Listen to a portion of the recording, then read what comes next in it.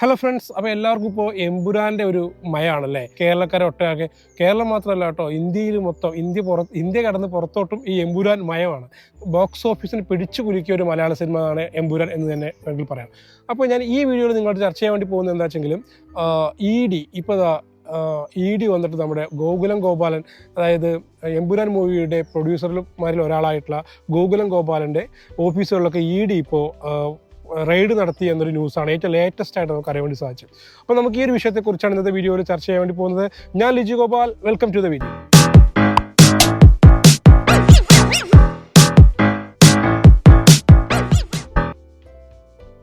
അപ്പോൾ ഇന്നത്തെ ദിവസം നോക്കുമ്പോൾ വാർത്താ ചാനലുകളിൽ മുഴുവൻ നിറഞ്ഞു നിൽക്കുന്ന ഒരു സംഭവം ഗോകുലം ഗോപാൽ സാറിന്റെ ഓഫീസുകളിലൊക്കെ റെയ്ഡ് നടത്തിയെന്നുണ്ട്. അതായത് കഴിഞ്ഞ കുറേ കാലങ്ങളായിട്ട് ഗോകുലം ഗോപാലിന്റെ ഓഫീസുകളിലും അതേപോലെ തന്നെ അദ്ദേഹത്തിന്റെ സ്ഥാപനങ്ങളിലൊക്കെ ആയിട്ട് ഇതേപോലെ കോടിക്കണക്കിന് രൂപയുടെ അഴിമതികളും കള്ളപ്പണ വെളുപ്പിക്കലും കാര്യങ്ങളൊക്കെ നടന്നുകൊണ്ടിരിക്കുന്നുണ്ട് എന്നതിനെക്കുറിച്ച് അന്വേഷിക്കാൻ വേണ്ടി വല വിരിച്ചുകൊണ്ടിരിക്കുകയായിരുന്നു എന്നും അത് ഈ ഒരു പശ്ചാത്തലത്തിൽ നടന്നതുകൊണ്ട് അത് സിനിമയുമായി കൂട്ടിക്കുഴക്കേണ്ടതില്ല എന്നുള്ളതുമാണ് ഇഡിയുടെ ഭാഗത്ത് വരുന്ന വിശദീകരണം. അപ്പോൾ എന്ത് തന്നെയാണെങ്കിലും ഇനിയിപ്പോൾ അത് സത്യമാണെങ്കിൽ കൂടി ആ ഒരു കാര്യം സത്യം പറഞ്ഞാൽ എമ്പുരാനെ ഗുണകരമായ രീതിയിലാണ് ബാധിച്ചത് അല്ലേ.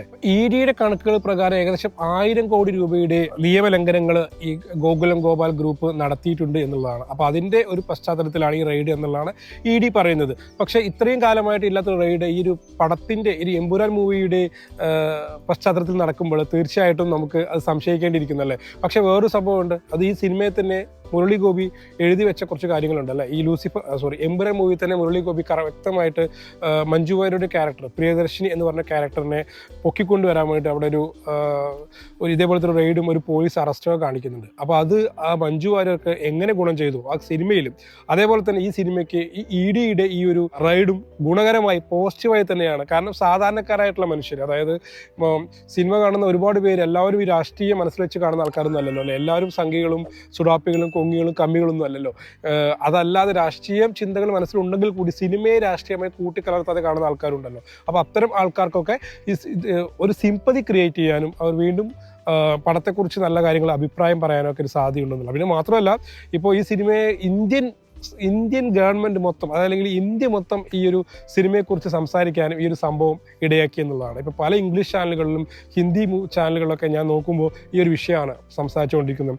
മലയാളത്തിൽ മെഗാ സൂപ്പർ സ്റ്റാർ മോഹൻലാലിനെ നായകനാക്കി പൃഥ്വിരാജ് സുകുമാരൻ സംവിധാനം ചെയ്ത ഏറ്റവും സൂപ്പർ ഹിറ്റായിട്ട് ഓടിക്കൊണ്ടിരിക്കുന്ന സിനിമയെ എന്നൊക്കെ പറഞ്ഞാണ് പല ന്യൂസിലും അതിൻ്റെ കാര്യങ്ങളൊക്കെ കാണിക്കുന്നത്. അപ്പോൾ ഇവർ ഒരിക്കലും പൃഥ്വിരാജോ അല്ലെങ്കിൽ ആശീർവാദ് ശ്രീനിവാസോ ലാലേട്ടനോ ചിന്തിക്കാത്ത രീതിയിലുള്ള ഒരു റീച്ചാണ് ഈ ഒരു സിനിമയ്ക്ക് ഇഡിയുടെ ഒരു സംഭവത്തിലൂടെ കിട്ടിയിരിക്കുന്നത് എന്നുള്ളതാണ് ഞാൻ ചിന്തിക്കുന്നത്. അപ്പോൾ ഓൾറെഡി നമുക്കറിയാം എമ്പുരാൻ മൂവിക്കെതിരെ ഒരു വൈകാരികപരമായിട്ടുള്ള രീതിയിലുള്ള ഒരു വിമർശനങ്ങളാണ് സംഘപരിവാർ കേന്ദ്രങ്ങളിൽ നിന്നൊക്കെ ഉണ്ടായിട്ടുള്ളത്. അതായത് ഗോത്ര ട്രെയിൻ തീവെപ്പ് സംഭവം, അതേപോലെ തന്നെ ഗുജറാത്ത് കലാപത്തെക്കുറിച്ചൊക്കെ പൃഥ്വിരാജ് സുകുമാരനും അതേപോലെ തന്നെ മുരളി ഗോപിയും തെറ്റായ രീതിയിലാണ് സിനിമയിൽ വ്യാഖ്യാനിച്ചിരിക്കുന്നത് എന്ന് പറഞ്ഞായിരുന്നു ഈ ആൾക്കാരുടെ വിമർശനപരമായിട്ടുള്ള രീതിയിലുള്ള ആക്ഷേപം. ഇതിനെ തുടർന്ന് ഒരുപാട് മോഹൻലാലിനെതിരെയും അതേപോലെ തന്നെ പൃഥ്വിരാജിനെതിരെയും മുരളി ഗോപിക്കെതിരെയും സൈബർ അറ്റാക്കുകളും വൻതോതിലുണ്ടായിരുന്നു കേട്ടോ. അല്ല, ഇപ്പോൾ സിനിമ 24 കട്ട് ചെയ്താണ് തിയേറ്ററിൽ റിലീസ് ചെയ്തിരിക്കുന്നത്, അറിയാലോ. അപ്പോൾ ഏതൊക്കെ ഭാഗത്താണ് കട്ട് ചെയ്തിരിക്കുന്നത് എന്ന് അറിയാൻ വേണ്ടി വീണ്ടും പോയ സുഹൃത്തുക്കൾ വരെ എനിക്കുണ്ട്. അപ്പോൾ അതിൻ്റെയൊക്കെ പശ്ചാത്തലത്തിലാണ് ഇപ്പോൾ ഗോകുലം ഗോപാലൻ്റെ പുതിയ ഓഫീസുകളിലൊക്കെ ഇഡിയുടെ റെയ്ഡ് എന്നൊരു ന്യൂസ് ഞാൻ കേൾക്കാനിടയായത്. അപ്പോൾ സമ്പൂർണ്ണമായിട്ടും ഇപ്പോൾ നമ്മൾ ഈ നമ്മുടെ ഒരു കലാകാരൻ്റെ ഒരു എന്താ പറയുക, അദ്ദേഹത്തിൻ്റെ ആവിഷ്കാര സ്വാതന്ത്ര്യത്തിനെതിരെയുള്ള ഒരു കത്തിരിപ്പൂട്ട് തന്നെയല്ലേ ഇത് എന്നുള്ളതിനെ കുറിച്ചുള്ളതാണ് ഞാൻ ചിന്തിക്കുന്നത്. അപ്പോൾ ഈ 2002 ഈ ഒരു ഗോത്ര സംഭവത്തെ ഇതിൽ ഉൾപ്പെടുത്തിയതിന് ശേഷമാണ് ഈ ഒരു രാഷ്ട്രീയ പ്രേരിതമായിട്ടുള്ളതാണ് ഇഡിയുടെ ഈ ഒരു റൈഡ് എന്ന് വിശ്വസിക്കാൻ തന്നെയാണ് എനിക്കും പ്രത്യേകിച്ച് ഇഷ്ടം. കാരണം അത് ഈ ഒരു സമയത്ത് ആയതുകൊണ്ട് തന്നെയാണ് നമ്മൾ അങ്ങനെ ചിന്തിക്കുന്നത്. ഇത് ഗോത്ര സംഭവത്തെക്കുറിച്ചുള്ള ഒരു ട്രെയിൻ അപകടത്തെക്കുറിച്ചുള്ള ഒരു സിനിമയോ അതല്ലെങ്കിൽ ഗുജറാത്ത് കലാപത്തെക്കുറിച്ചുള്ള ഒരു സിനിമയോ അല്ലല്ലോ. ഇത് 100% ഫിക്ഷൻ ആയിട്ടുള്ള ഒരു മൂവിയല്ലേ.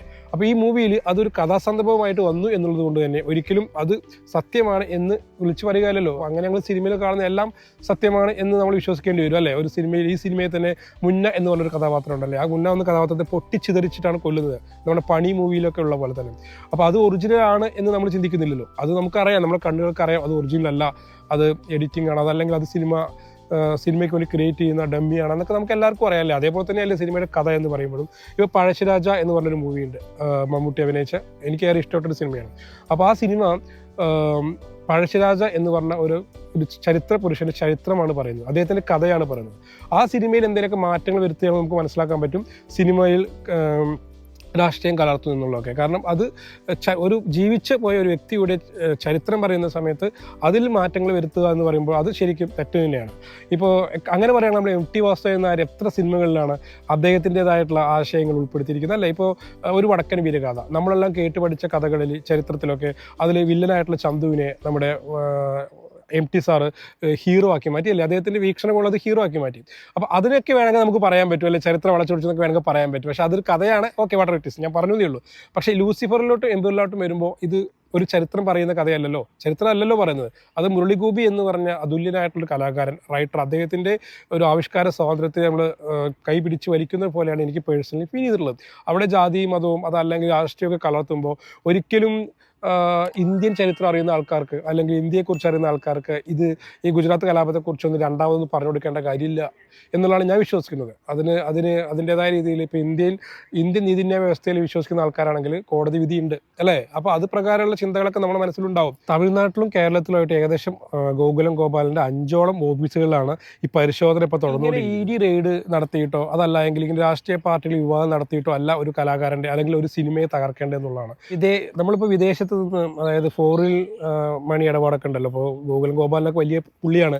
അപ്പോൾ അദ്ദേഹത്തിൻ്റെ കമ്പനി ഫോറിൻ പണ ഇടപാടുമായിട്ടുള്ള നിയമങ്ങളും കാര്യങ്ങളൊക്കെ ഇന്ത്യയിൽ വന്ന എല്ലാ രാജ്യത്തും നിലവിലുണ്ടല്ലോ. അപ്പോൾ ഏത് കമ്പനി ആയിട്ടാണെങ്കിലും അപ്പോൾ അത് ഗോകുലം ഗോപാലിൻ്റെ കമ്പനിയിൽ നിന്നും വിദേശ പൗരന്മാരുമായിട്ടുള്ള അല്ലെങ്കിൽ വിദേശ കമ്പനികൾക്കുമായിട്ടുള്ള പണ ഇടപാടുകളിൽ സുതാര്യത ഇല്ല എന്നുള്ളതാണ് EDയുടെ വെളിപ്പെടുത്തൽ, ED കണ്ടെത്തിയിരിക്കുന്നത്. അപ്പോൾ അതിൻ്റെ ഭാഗമായിട്ടാണ് ഈ ഒരു റെയ്ഡ് നടന്നുകൊണ്ടിരിക്കുന്നത്. അപ്പോൾ ഫെമ നിയമപ്രകാരമുള്ള വയലേഷൻസ് ഒക്കെ നടന്നിട്ടുണ്ടെന്നുള്ളതാണ് ED പറയുന്നത്. അപ്പോൾ എന്തോ വാട്ടർ ഇറ്റ് ഈസ് നമുക്കറിയില്ല. EDയുടെ ഈ ഒരു കള്ളപ്പണ വലയിൽ ഗോകുലം ഗോപാലിന് വീണതോടെ എമ്പുരാൻ മൂവിയുടെ വളർച്ച വീണ്ടും വലുതായിരിക്കും എന്ന് തന്നെയാണ് പേഴ്സണലി എനിക്ക് തോന്നുന്നു. നിങ്ങളുടെ അഭിപ്രായം താഴെ ഒന്ന് കമൻറ്റ് ചെയ്യുക കേട്ടോ. അപ്പോൾ സിനിമ സംബന്ധിയായിട്ടുള്ള ഇതുപോലെയുള്ള കൊച്ചു കൊച്ചു വാർത്തകളുടെ അപ്ഡേറ്റുകളും അതേപോലെ തന്നെ സിനിമ റിയാക്ഷനൊക്കെ ആയിട്ട് വീണ്ടും അടുത്തൊരു വീഡിയോയിൽ കാണാം. അതുവരേക്കും ബൈ, സീ യു.